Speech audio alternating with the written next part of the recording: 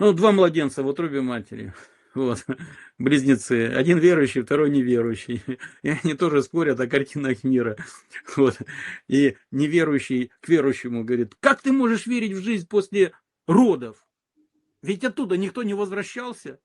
Как ты себе представляешь будущую жизнь после родов? А этот говорит: ну как, ну вот, значит, родимся, вот, мы сможем встать на свои ноги, увидим солнце, звезды, вот, растения, птички, небо. И мы увидим маму. Неверующий говорит: как? Ты веришь в маму?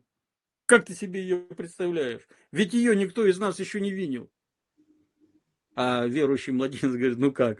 Мама – это то, что нас окружает, питает, то, что о нас заботится. И вообще, когда наступает тишина, можно услышать, как она поет песню и гладит наш мир.